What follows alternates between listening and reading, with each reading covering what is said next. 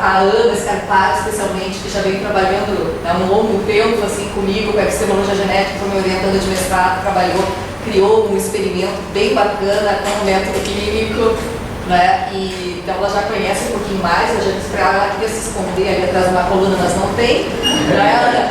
Mas assim, que ela tem dado um conhecimento bem importante sobre o método clínico, né? Se de repente alguém quiser, assim, ó, uma assessoria, né? A gente trabalha bastante tudo, então ela tem realmente conhecimento.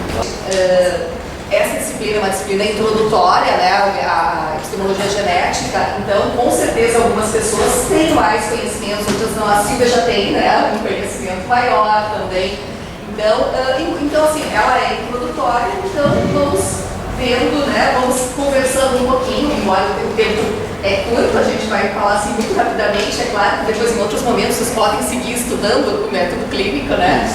E, bom, o que é esse método? Piaget, quando começou a fazer suas pesquisas, existiam basicamente duas formas de coleta de dados que na época eram utilizadas assim, muito amplamente para entender, para fazer estudos sobre o desenvolvimento da criança, especialmente no que diz respeito ao objeto de estudo de Piaget, que é o desenvolvimento cognitivo. Existiam basicamente dois métodos de estudo que se utilizavam na época.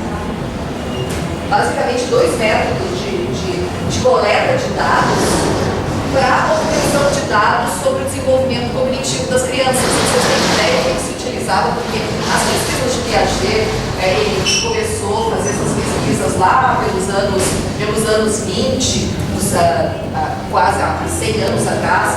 Que metodologias de coleta de dados, o que será que se utilizava na época? O que será que se podia utilizar? O que será que se utilizava? O que será? Vocês imaginam que se utilizava como ferramentas para coleta de dados sobre o desenvolvimento infantil?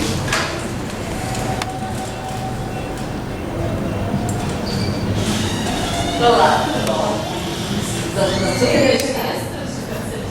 Registros de percepções, essas percepções são baseadas no quê? Tá, mas baseado no quê? Da onde que ele tira essas informações? Observação. Da observação, exatamente. Então, a observação era o método, né? Era o método sobre maneira que se utilizava para coleta de dados.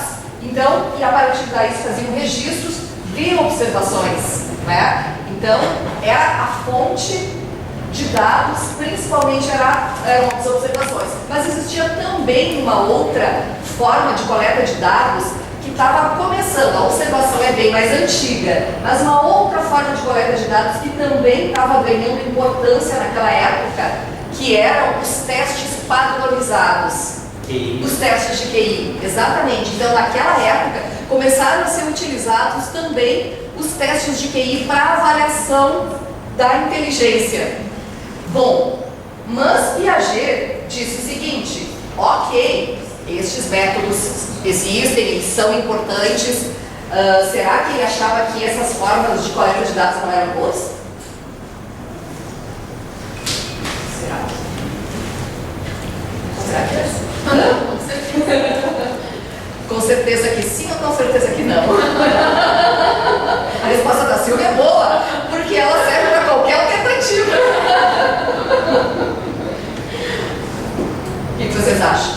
Talvez ele achasse que não eram adequados para aquilo que ele estava tentando buscar numa pergunta, e não aquele método não respondia ao que ele tinha como objetivo de investigação. Perfeito. Então a resposta da Silvia eu brinquei que é com certeza que sim ou com certeza que não, as duas são corretas, tá? Porque tanto são métodos que são adequados para determinados propósitos, mas são inadequados para outros propósitos, né? Então a gente costuma dizer, isso é muito importante, porque aqui na Faculdade de Educação a gente tem uma certa tradição de que a pesquisa em educação ela tenha que ser uma pesquisa baseada numa metodologia qualitativa, né? Então, mas existem muitas pesquisas na área da educação que precisam ser feitas usando uma metodologia quantitativa, por exemplo, e aqui na educação a gente tem um pouco de tabus. Não, na educação tem que ser método qualitativo. Depende do problema, ou seja, não existe uma metodologia que seja boa ou má por si só. Ela é boa ou má dependendo do problema que a gente tem e dos objetivos que a gente quer atingir. Então, é sempre isso. Piaget não pensou, a observação é ruim. Não, claro que não. E também não pensou que a QI é uma coisa ruim por si só. Mas era ruim para responder aos seus problemas. Porque, por exemplo, um teste de QI é um teste padronizado que ele nos dá uma informação, por exemplo, em larga escala. Se eu tenho um grupo muito grande de sujeitos que eu quero investigar, que eu quero fazer uma comparação entre esses sujeitos, o teste de QI permite, porque como é uma aplicação, né? Tu pode juntar 2.000 pessoas num único lugar e fazer as pessoas responderem a esse teste, ou seja, ele pode ser aplicado a um grande número de sujeitos com economia de tempo, mas qual é o problema dele? Eu fico sabendo que o sujeito acertou a questão ou errou, mas eu não sei o raciocínio que ele utilizou para acertar ou errar aquela questão. Então, ele tem a vantagem de poder ser aplicado por um grupo grande de pessoas, mas ele não me dá realmente o que o sujeito pensa, o que ele levou, porque ele pode responder corretamente e não sabendo a resposta, mas por acaso ele pode responder corretamente, e o inverso também pode acontecer, não é? Ele ter seguido o caminho correto e na hora de responder de uma forma equivocada. Eu sempre gosto de usar um exemplo de uns amigos nossos, professores de física, que fizeram o seguinte problema. Eles pegaram dois Kinder Ovo, sabe aquelas embalagens grandes de Kinder Ovo? E uma delas eles encheram de areia e a outra deixaram vazia. E aí perguntaram para 100 pessoas, se a gente largar essas duas embalagens, esses dois objetos aqui, os dois com o mesmo formato, mesmo tamanho, mas um cheio de areia e outro vazio. E daí eles disseram, se a gente largar os dois da mesma altura ao mesmo tempo, o que será que vai acontecer com relação ao tempo de queda desses dois objetos? O que vocês acham que vai acontecer? O que aconteceria, né? Largando dois objetos com o mesmo tamanho, o mesmo formato, um cheio de areia e o outro vazio. O que aconteceria com relação ao tempo de queda? O que está cheio de areia levar menos tempo a cair no chão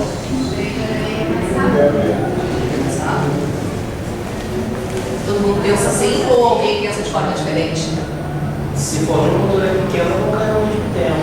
Como? Se a altura for pequena, eles vão cair. E se a altura for grande?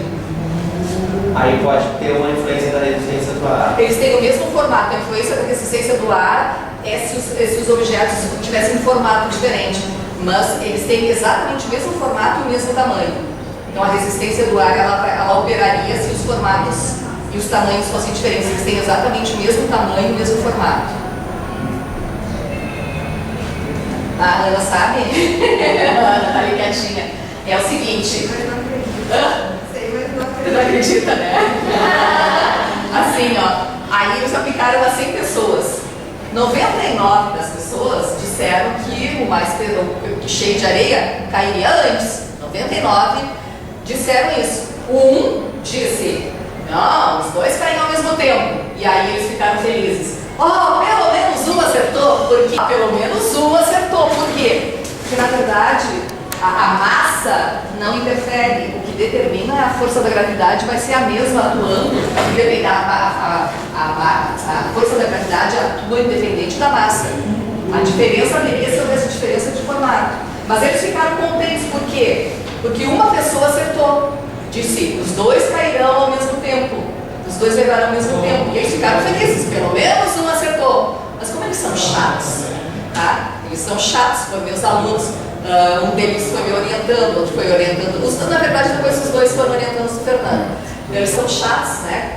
Aprenderam um pouco comigo, um pouco com o Fernando. E aí eles perguntaram para a pessoa, mas como é que tu explica o fato deles caírem ao mesmo tempo?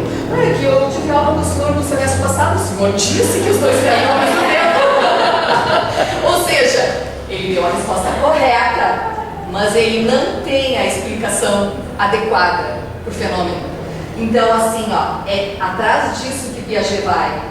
Porque se fosse um teste padronizado de QI, bastaria saber se a pessoa respondeu corretamente ou não. E o que Piaget queria saber não era apenas se o cara responde corretamente ou não, ele quer entender o raciocínio que leva o sujeito. Então é um tipo de metodologia que, claro, ela vai fazer com que haja uma aplicação individual que envolva mais tempo, consequentemente vai se trabalhar com um número menor de sujeitos, no entanto, se pode acompanhar o raciocínio, entender qual é a lógica que é subjacente a essa resposta que o sujeito dá. E por que o nome método clínico? Da onde que ele tira esse nome método clínico? Interrogatório, que supostamente seria o interrogatório que se deveria fazer na clínica médica, né? Que se deveria fazer, né? Existem alguns, embora hoje os médicos nem sempre dediquem muito tempo, né? Nem todos, alguns dedicam, né? Que é o que deveria acontecer, ou seja, investigar, seguir o pensamento do sujeito, ir em busca do que o sujeito pensa, o que está acontecendo. Então, é isso, o método clínico é seguir, é um interrogatório que permite seguir o pensamento do sujeito, ir atrás desse pensamento. Então, supostamente é isso, é a gente ter um determinado roteiro, uma determinada trajetória que nos permita seguir esse caminho. Piaget nunca foi, ele não era um cara assim que ficava descrevendo muito a metodologia. Até teve uma pessoa que uma vez disse assim, se ele fosse apresentar uma tese, ele iria rodar, porque ele não descreve a metodologia adequadamente. A banca iria dizer, não está rodada porque a descrição da metodologia não está boa. Ele, em geral, não descrevia muito bem, assim, né? Às vezes a gente, quando tem alguns experimentos, por exemplo, os experimentos da abstração reflexionante, para a gente conseguir decifrar os experimentos, a gente sofre, né, para conseguir entender, porque, assim, a descrição não é uma das melhores. No entanto, existe uma obra que é a representação do mundo da criança, que é uma obra em que ele faz uma melhor descrição dessa metodologia dele.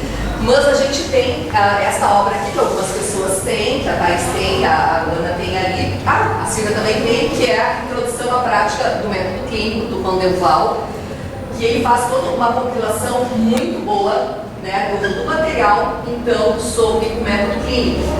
Bom, a tradução é bem feita e especialmente a revisão, da tradução é muito bem feita, porque são dois amigos meus, o professor Fernando e a professora Tânia, que fizeram a revisão. Então a revisão está muito boa, tá? Recomendo, está muito bem feita. Então assim, ó, ele é bem bacana, independente de se nos trabalhos de vocês vão utilizar método clínico ou não. Na maioria das vezes as pessoas dizem, estou usando o método clínico, mas na verdade a gente faz uma inspiração no método clínico, porque a maioria das pessoas não usa o método clínico a rigor, mas uma inspiração. Assim como a gente diz a pesquisa antropológica, né, é de uma inspiração, desculpa, método etnográfico é uma inspiração, né? Então aqui em geral as pessoas usam como uma inspiração, porque não usam efetivamente todos os detalhes para que seja método clínico. Mas, de qualquer forma, independente da metodologia de pesquisa que vocês vão utilizar, eu recomendo, porque ele vai além. Na área da educação, a maior parte das pessoas usa entrevistas.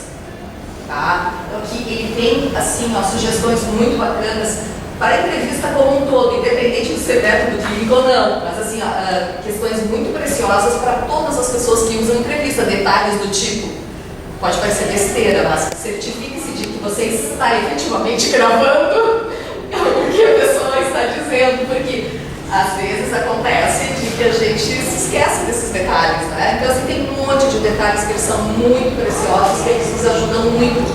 Então, independente, tá, de ser especificamente o método clínico, mas assim, ó, com relação a questões de uma forma geral sobre metodologia de pesquisa, eles têm dicas assim, ó, muito preciosas, então que vale a pena.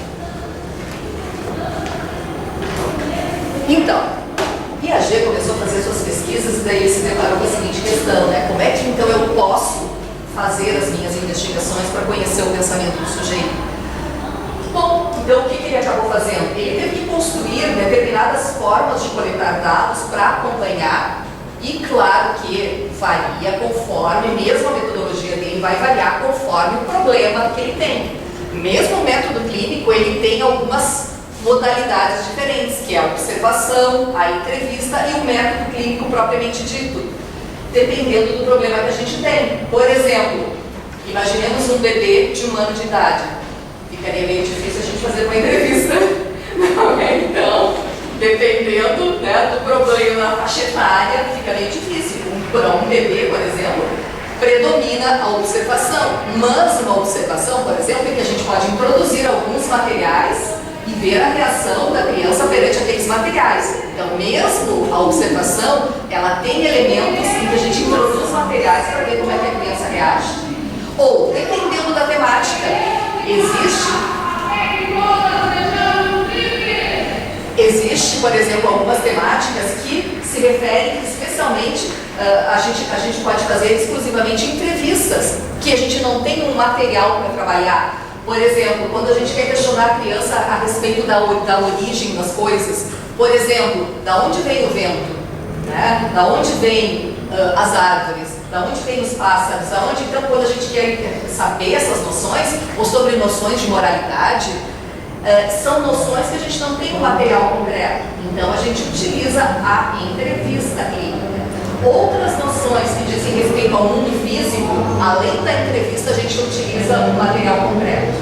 Tá? Então, a gente tem umas brincadeiras aqui que a gente vai fazer, tá? Um material, as mágicas a gente vai fazer. Mas também entrevista clínica, eu tenho que contar um exemplo. Eu sou uma pessoa bem chata. A Ana, que convive comigo há bastante tempo, ela sabe disso. O Fernando, então, coitado, Fernando. Bom, eu também sou uma chata, né? Tenho 12 anos, eu sou uma chata.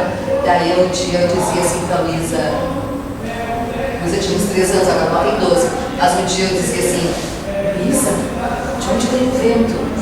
E é claro que a Luísa, o que vocês imaginam que a Luísa fez? Vocês imaginam a cena? Como é que foi uma resposta de uma criança de 3 anos perante essa pergunta? O que vocês acham que ela fez? Botou as mãos na cintura. Ai, vó, seja, que vó faz perguntas burras, né? Ai, vó, vem, da onde que ela, vocês acham que ela respondeu que vem? As árvores, né, vó? Então, como vó chata, o que eu perguntei? Tá, mas Luísa, tu não tava, que ela recente tinha ido lá em Tramandaí. Daí eu disse, lembra, Luísa, que lá em Tramandaí tinha vento na beira da praia? Sim, tinha vento. Tinha árvore na beira da praia? Não. Então, assim, ó, da onde que vem essa resposta da Luísa? De onde será que ela tirou essa resposta? Da onde que ela diz isso? Por que o vento vem das árvores? Porque ela viu, observou a vida. Então, naquela etapa, naquele estágio do desenvolvimento, o que a criança, qual é a relação que a criança faz? O que ela vê se movimentar, né, é a causa do vento, ou seja, ela vê 2 eventos simultâneos e um é a causa do outro. Por exemplo, Alisson Becker é um bom goleiro, que é o goleiro do Inter, se vocês todo mundo conhece, e Alisson Becker é lindo. Então, Alisson Becker é um bom goleiro porque é lindo. Então, esse é o raciocínio que se faz nessa faixa etária. Ou seja, 2 variáveis que estão próximas, não sei se todo mundo é Becker. Então, assim, ó, 2 variáveis encontram-se juntas, portanto, uma é a causa da outra. Então, assim, quando Piaget escreveu lá na Suíça, na década de 20, eu garanto que a Luísa nunca esteve na Suíça e não conversou com aquelas crianças de lá, as crianças deram o mesmo tipo de resposta. Então, se vocês pegarem o livro do Piaget, vão encontrar exatamente a mesma resposta, vem da árvore. Por quê? Porque a lógica do raciocínio da criança é a mesma. Embora o contexto seja diferente, a lógica é a mesma. Mas se ela vivesse num ambiente em que não existissem árvores, que fosse um deserto, por exemplo, provavelmente qual seria a resposta dela? Da areia, porque é o que ela veria se movimentar. Então vocês vejam o seguinte, aí a gente tem um componente do meio, não é? Então o meio afetaria o conteúdo, mas a lógica do raciocínio é a mesma. Então, assim, a metodologia de pesquisa de Piaget, ela tenta pegar isso. E assim, ó, é por isso que eu digo que, em geral, a gente faz uma inspiração no método clínico e não método clínico propriamente dito, porque é bastante difícil a gente conseguir construir um instrumento. E aí eu recomendo a leitura do trabalho da Cristina Bertolucci, que foi minha orientanda de mestrado, que ela trabalhou sobre a noção de infinito, assim, ó, que ela conseguiu construir um instrumento que conseguisse realmente captar a lógica do sujeito, mesmo que o conteúdo das respostas varie. Então, assim, ó, é bastante difícil a gente fazer isso, que a gente consiga construir um instrumental tal, construir uma lógica para a gente entender assim, ó, a resposta do sujeito pode ser diferente, mas a lógica que está por trás é a mesma. E às vezes as respostas são iguais, mas quando a gente busca a lógica é diferente. Então, o método clínico tenta buscar isso, não apenas o conteúdo da resposta, mas tentar entender a lógica que está por trás. Então, por isso, a gente, para usar o método clínico, significa especialmente a gente se tornar uma pessoa chata, no sentido de que não se contentar com a primeira resposta do sujeito, de ir em busca e tentar entender por que ele dá aquela resposta. Tá? Qual é a lógica que está por trás da resposta? Então, assim, não é uma coisa muito fácil a gente conseguir fazer isso, mas a partir disso, isso nos instrumentaliza em qualquer outra metodologia que a gente utilize, especialmente na entrevista. A gente passa, por exemplo, a tomar alguns cuidados a mais no momento que a gente vai fazer entrevistas. Então, assim, ó, fazer rapidamente. Quantas pessoas? Tá, tempo suficiente. Só rapidamente aqui. Um material que eu compilei aqui, vamos tentar ir juntos, brincar juntos aqui, porque assim, ó, é um material que está aqui no livro do Ron Del Valle, o método clínico, mas nós vamos fazer juntos aqui rapidamente. A gravação de vídeo para criança, eu até queria fazer isso aí, mas eu fiquei meio receoso, isso não afeta um pouco, não sei. Não, depende assim, ó. Existem crianças que podem se afetar, assim como existem adultos, mas em geral o que acontece? A gente deixa nos primeiros minutos, assim, para a pessoa se ambientar e depois a gente toca. É como diz o Fernando, tu já está habituada, né? Eu não. Tem gente que no início, quando tu começa a gravar, a pessoa fica muito nervosa, assim, olhando, mas depois a pessoa esquece, né? Claro que, por exemplo, pode existir pessoas que digam, não quero, e a gente tem que respeitar. Ou também pode acontecer da gente fazer no início de uma coleta de dados, a gente se deu conta, quando a gente está realizando pesquisa, e a gente se deu conta que a gente cometeu alguns dos erros comuns que eu vou mostrar aqui, a gente elimina, a gente descarta aquele sujeito, né? Em geral a gente não descarta, né? Mas o certo seria a gente descartar. Mas claro, pode acontecer isso, né? Pode acontecer e, obviamente, a gente respeita. Se aquele sujeito não ficou bem, mas em geral as pessoas esquecem. Então, assim, tu deixa uns instantes para brincar, para a pessoa se acostumar e depois vai. Mas a maioria não se incomoda, só para distribuir aqui no primeiro lado, quando diz assim, ó, os tipos de entrevista. O que nós vamos fazer, voltou.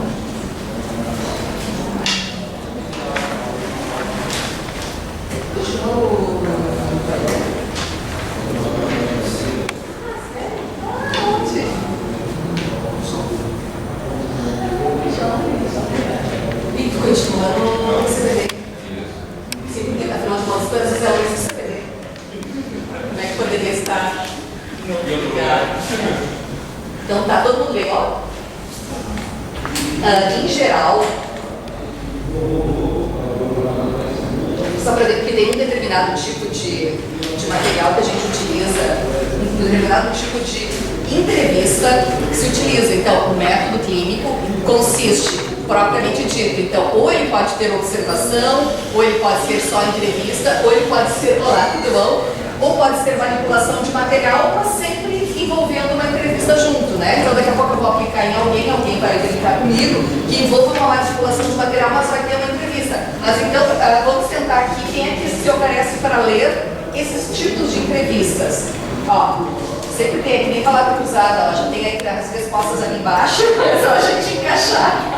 É que em vez da gente mostrar uma lâmina com a resposta pronta, aqui a gente vai fazer o exercício juntas. Quem é que quer ler ali as características do primeiro tipo e a gente tentar identificar qual é? Beleza. Tipo de entrevista clínica. Primeiro tipo. Conversa aberta com o sujeito. orientadas por algumas hipóteses iniciais e permite explorar um campo novo. As entrevistas podem variar de um sujeito para outro com bastante liberdade. Útil em particular para entender um estudo piloto. Difícil de analisar por se tratarem de entrevistas muito diferentes entre si. O que seria esse tipo de entrevista? É semi-estruturada, estruturada ou aberta? Então essa é uma entrevista aberta, né? Em geral é quando a gente tem um assunto muito novo, que a gente quer fazer os primeiros contatos com aquele assunto e a gente deixa o cara falar à vontade, né? Porque a gente quer realmente ter um contato inicial com a temática. Beleza. E o segundo tipo?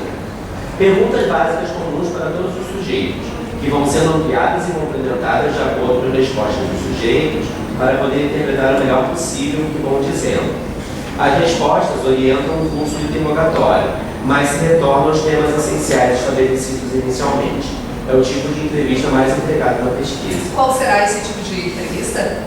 Então, a entrevista semi-estruturada é o que, em geral, a gente utiliza, né, nas nossas entrevistas e é o que é utilizada no método clínico, ou seja, a gente tem um roteiro básico de perguntas, mas a gente vai fazendo por perguntas complementares, muito em função das respostas que o sujeito deu, para a gente tentar compreender o porquê. A gente nunca pode ficar assim, depois que a gente está analisando uma resposta, dizer assim, eu acho que ele quis dizer isso. Não. Ou ele disse, ou ele não disse. E se eu fiquei em dúvida, eu tenho que perguntar para esclarecer o que o sujeito disse, né? Eu não posso ficar depois analisando, eu acho que ele quis dizer isso. Isso a gente não pode fazer. Então, a entrevista semi-estruturada, ela nos permite isso. Então, a gente tem que ter um roteiro básico e ir atrás da resposta do sujeito. A seguinte. Não apenas estabelecem-se perguntas comuns, como também se prevêem tipos de resposta, que dão lugar, por sua vez, a outras perguntas também previstas. A organização das perguntas tem uma estrutura ramificada, torna mais fácil a comparação entre sujeitos e se aproxima de um questionário, embora seja mais aberto. Pode ser utilizada quando se conhece muito bem o campo e as respostas que aparecem usualmente. E essa sobrou o quê mesmo?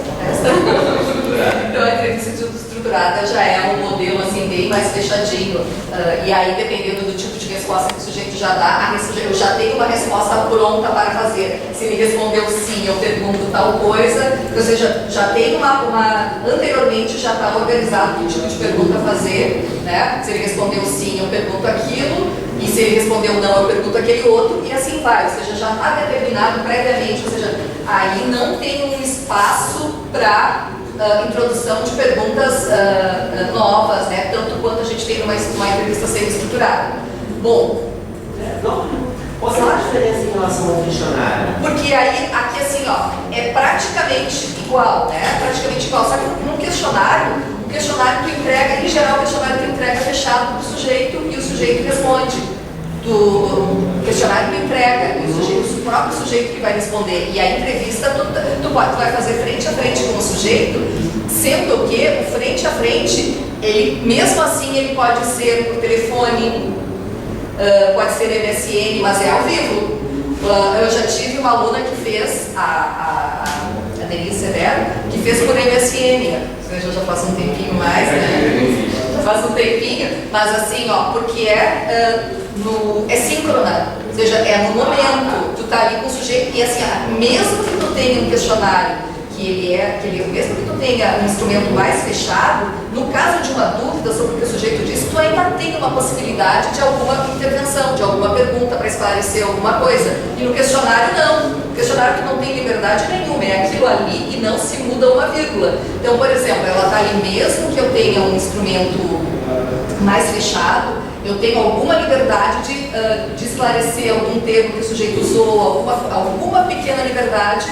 Numa entrevista estruturada tu vai ter, mas mesmo assim a entrevista ela se caracteriza por ser feita de maneira síncrona, na presença, e essa presença pode ser virtual também, né? Então tu usando ferramentas como, mesmo que tu esteja na presença, gravando, e a vantagem, por exemplo, do MSN era o fato de tu pode usar o WhatsApp, por exemplo, se tu for síncrona, né? Qual é a vantagem do MSN que a gente na época trabalhou? Era o fato de as entrevistas já saírem transcritas. Ela não tem trabalho de transcrever, só corrige os erros, né? E ela já está transcrita ali. Então é uma das vantagens, né? a entrevista tem essa questão da transcrição, e uma das coisas importantes é a transcrição. Quando a gente faz transcrição, a gente transcreve nos termos do sujeito. Alguns dizem que a transcrição tem que ser mesmo com os erros cometidos pelo sujeito. Eu, como eu sou uma pessoa muito toque, eu corrijo os erros, porque eu acho muito chato ler com erros. Eu corrijo e escrevo assim, ó, foram feitas correções desde que não afetassem o conteúdo. Por exemplo, se é um trabalho sobre a língua, aí interessa a forma como o sujeito fala, a gente preserva. Mas, por exemplo, quando é coisa de criança que não usa concordância, e eu acho chato depois ler aquilo, especialmente quando a gente está lendo numa língua estrangeira, fica impossível da gente ler, né? Porque quando a gente aprende uma língua estrangeira, a gente aprende a norma culta. Então, assim, ó, fazer tradução de um texto onde tem ou não siga a norma culta é complicadíssimo. Tá. Agora, os tipos de resposta. A gente já vai passar por um experimento, só que eu quero ver isso aqui antes, porque vocês vão tentar identificar as respostas que os sujeitos vão dar. E aí a gente vai comentando, vai intercalando, conforme alguém se oferecer, né, para responder. A gente vai intercalando os erros que eu vou cometendo, que eu posso cometer erros por vontade própria, ou não, né? Isso eu não vou contar. Então, para vocês tentarem identificar, né? Então já vemos isso aqui rapidamente para a gente fazer uma brincadeira aqui com os experimentos. Os tipos de resposta, tá? Que podem acontecer no experimento. Ó, então aqui eu tenho tipos, características e o seu valor para pesquisa. Tá, quem é que lê agora? As que a criança dá espontaneamente, sem intervenção do entrevistador ou dos alunos. Como é que se chama esse tipo de resposta, será? As respostas, pode falar, está correto? São as respostas espontâneas, ou seja, aquela que o sujeito dá espontaneamente, né, o que aparece. E em seguida vocês vão identificar os tipos de respostas. Então, aquela que aparece ao natural. Tá? Qual é o valor que será que ela tem para a pesquisa? Que valor será que ela tem para a pesquisa? Então, as respostas que são respostas espontâneas são aquelas que têm mais valor para a pesquisa, ou seja, aquelas que revelam o pensamento do sujeito, aquelas que realmente nos importam, são as de maior valor. Bom, aí, seguindo adiante. Sugiras na entrevista diante das perguntas do experimentador, elaboradas pelo sujeito e relacionadas com o seu pensamento. Como será que se chamam essas? Desencadeadas. Essas são desencadeadas, ou seja, existem noções sobre as quais o sujeito nunca pensou, mas que quando ele é questionado, aquela resposta surge porque, assim, ó, ele nunca tinha pensado naquilo, mas ao ser questionado, ele responde. Então é uma resposta que a gente chama de desencadeada, porque ela foi desencadeada pelas perguntas. E qual é o valor que ela tem para a pesquisa?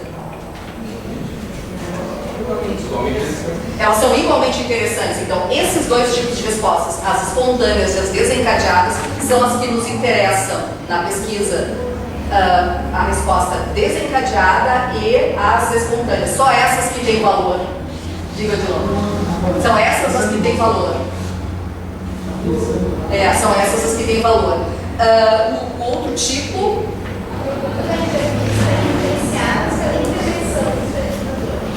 Qual seria esse tipo? Sugeridas. E qual é o valor? Qual é o valor delas? Das respostas sugeridas, qual é o seu valor? Como?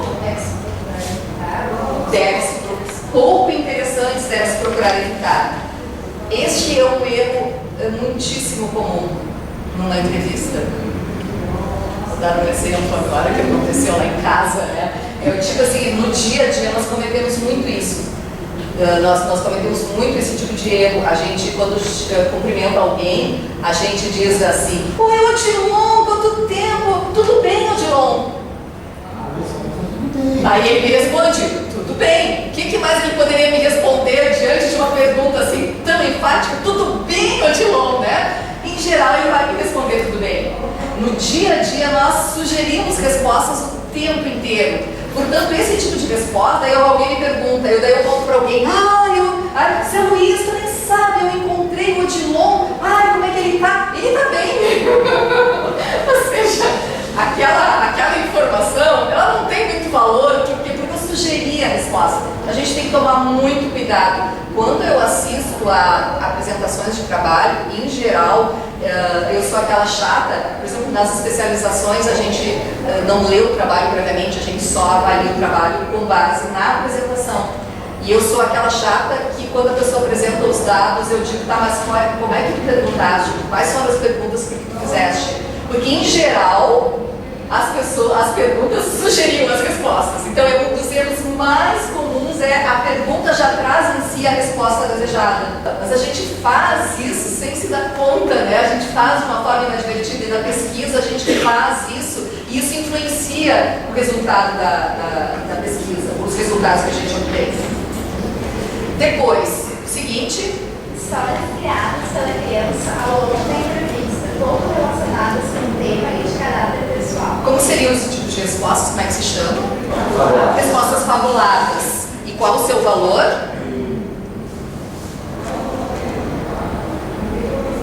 Qual é o valor da resposta fabulada?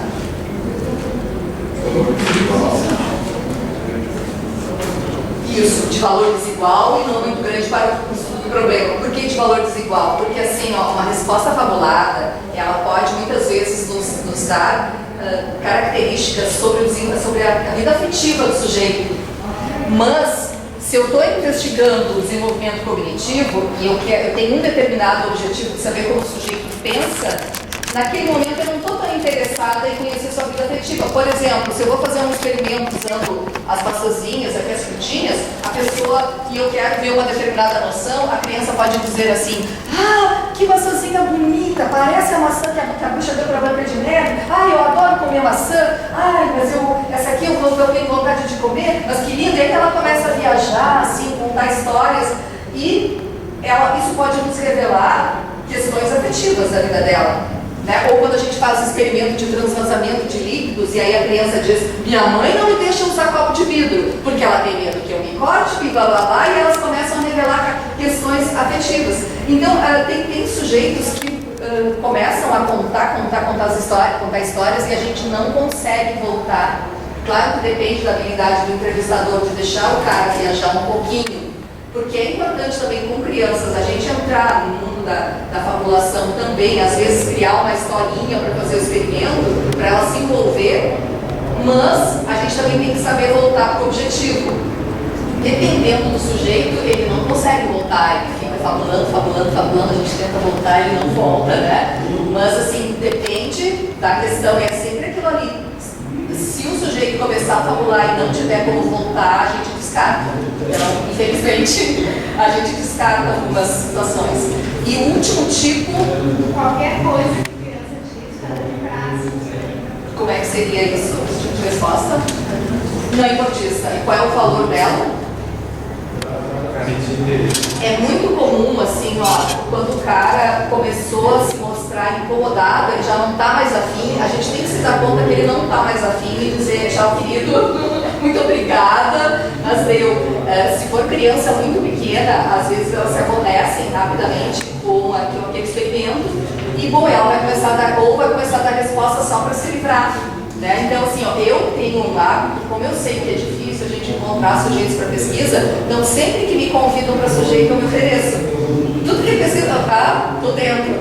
Mas às vezes a gente se dá conta de uma que fria que eu entrei. Não sei se já aconteceu com vocês, né? Mas de vez em quando a gente diz que é uma fria, daí o que a gente faz? A gente começa a dar respostas assim para se livrar, né? Responde qualquer coisa pensando, se eu responder tal coisa, vão me perguntar mais coisa. Então eu vou responder para ver se termina logo. Então esse tipo de resposta é não importista, ela não tem valor nenhum. Então assim, só para saber que quando a gente faz uma entrevista, o importante é a gente tentar encontrar as respostas espontâneas e as desencadeadas. As não importistas, as sugeridas e as fabuladas a gente descarta. Então é muito importante a gente poder identificar, saber quando que a gente está cometendo esses erros, né, que podem, ou não. Às vezes é porque o cara não está afim mesmo, às vezes é porque a gente erra, às vezes é porque o cara não está afim. Então é muito importante a gente poder identificar para poder saber se a gente descarta ou não aquele tipo de resposta que o sujeito deu. E só o último quadro agora, que é os principais erros.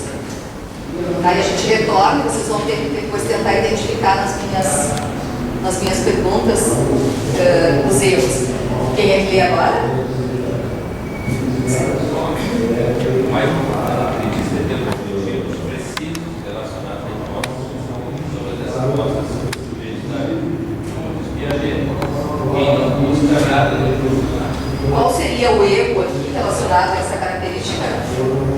Objetivos precisos. Então, assim, ó, isso é bem importante, a gente ter objetivos bem precisos. Ou seja, há um tempo atrás a gente estava assistindo a apresentação de uns trabalhos de uns TCCs de especialização e o objetivo que a pessoa colocou no seu TCC era TCC da pessoa agora tem uns 3 ou 4 meses de fazer um TCC de especialização e o objetivo do trabalho da pessoa era melhorar a educação do Brasil. Eu disse assim, não, joinha, bacana, todo mundo quer isso, mas assim, ó, o que tu com o teu trabalho, especificamente, o que tu acha que o teu trabalho pode conseguir? Então a gente saber especificamente o que eu quero, qual é a noção específica que eu quero avaliar. Às vezes a gente pensa assim, não, é muito pouco se eu disser, eu estou buscando isso, mas quanto mais objetivo, quanto mais focado, mais garantia de que a gente vai conseguir chegar àquele objetivo. Então a gente tem que saber muito bem, quando a gente vai fazer um experimento, o que eu estou buscando com esse experimento aqui, né? Que noção é essa que eu estou investigando? Então tem um objetivo muito bem definido. Por quê? Porque se eu tenho um objetivo definido, eu consigo, mesmo que o cara comece a viajar, eu sei para onde eu tenho que retornar. Mesmo que eu não tenho um roteiro fixo, mas eu sei para onde retornar porque eu tenho um objetivo. O segundo. Deixa eu dar ótimo. A forma de perguntar pode orientar a resposta do sujeito. Por isso, é aconselhável avaliar a ordem e a formulação das perguntas. Também é frequente dar como suposto o que o sujeito quer dizer, interpretando em termos ativos. Por isso, realizar novas perguntas que suponham ideias que o sujeito na realidade não tem. Qual seria esse erro? Sugerir, né? Sugerir. Então, assim, ó, é muito comum. Por exemplo, eu vou fazer ali um experimento e vou transvasar a água nos copos e eu vou perguntar assim: Thaís,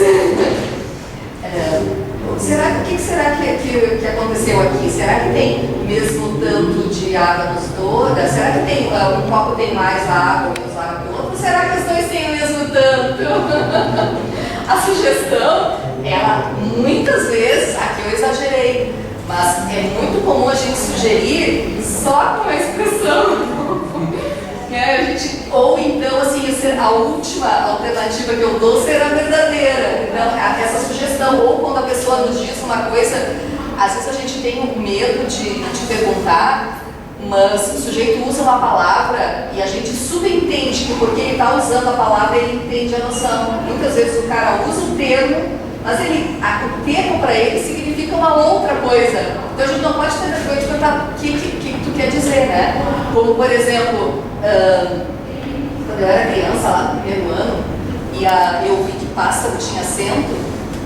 Naquela época era primeiro ano, depois foi a primeira série, agora primeiro ano de novo, mas era primeiro ano. Então eu perguntei assim, eu vi que pássaro tinha acento, perguntei para a professora, por que pássaro tem acento? Porque eu estou paroxítona.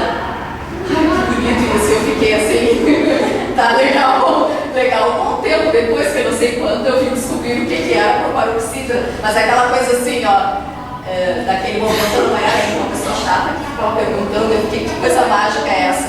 Mas o entrevistador, ele tem que fechar por azar, ele vai perguntar, ele vai atrás, mas o que é paroxítona?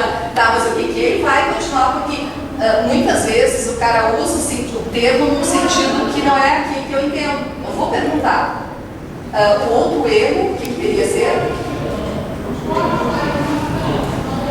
outro erro é complementar o anterior. E é o que ocorre mais frequência. Existe o complementar-se com a primeira resposta que o sujeito dá,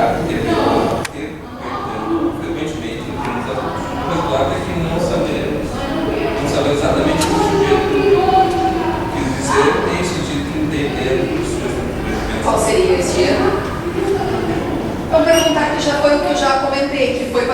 caso dos meus amigos, eles perguntaram, né?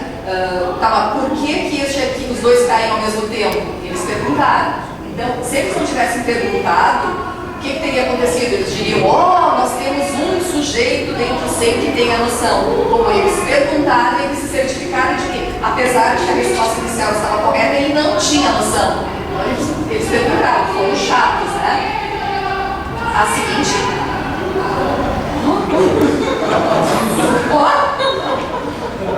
Fazer as perguntas de tal forma que o sujeito tenda a dar as mesmas respostas para tudo que perguntamos. Sendo experiência de observação, perguntando se há mesmo, o sujeito tende a responder sempre da mesma forma. Por isso é aconselhável mudar a ordem. Qual seria o erro? Assim, se eu vou perguntar, vou fazer o transvasamento e se eu perguntar sempre assim, tem mais, tem menos ou tem o mesmo tanto? Na pergunta seguinte, eu de novo faço, tem mais, tem o mesmo ou tem o mesmo tanto? Tem mais, tem mesmo, se eu colocar sempre a mesma ordem de pergunta, o cara se dá conta que a última alternativa é a correta e ele vai responder sempre. Então, perseverar significa responder sempre da mesma forma. E porque o cara percebe, aí assim, é importante a gente ficar fazendo uma cara meio de paisagem, porque às vezes é meio difícil, porque a criança ou o sujeito de uma forma geral percebe se pela nossa expressão se a gente está gostando ou não está gostando da resposta. Mas nós temos que distinguir o seguinte, a gente tem a mania, assim, depois que a gente tem um certo tempo como professor, a gente tem a mania de ensinar, né? Então, se o sujeito dá uma resposta errada, a gente quer corrigir a resposta dele, a gente quer ensinar. Só que quando a gente está fazendo pesquisa, o nosso objetivo é diferente, é a gente obter a resposta do sujeito para conhecer o seu pensamento.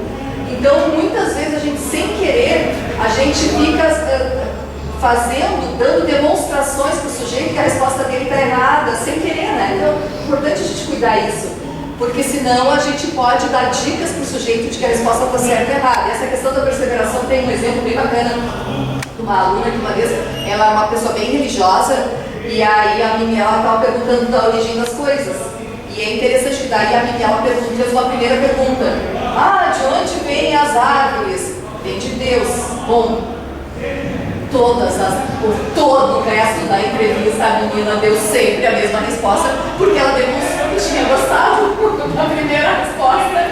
E aí, ou seja, todo o resto do experimento foi sempre a mesma resposta. Então é uma perseveração. O sujeito percebe que aquela resposta agradou e ele segue sempre com a mesma. Então a gente tem que cuidar com isso. A gente dá dicas, né? Querendo ou não querendo. Então a gente passa, por isso que é muito importante a gente fazer uma aplicação, um estudo piloto, para a gente experimentar com os amigos, quando a gente vai fazer uma entrevista, porque a gente se dá conta dos erros que a gente comete, das sugestões que a gente faz, para tentar corrigir. É completamente possível eliminar tudo? Não é difícil. A última...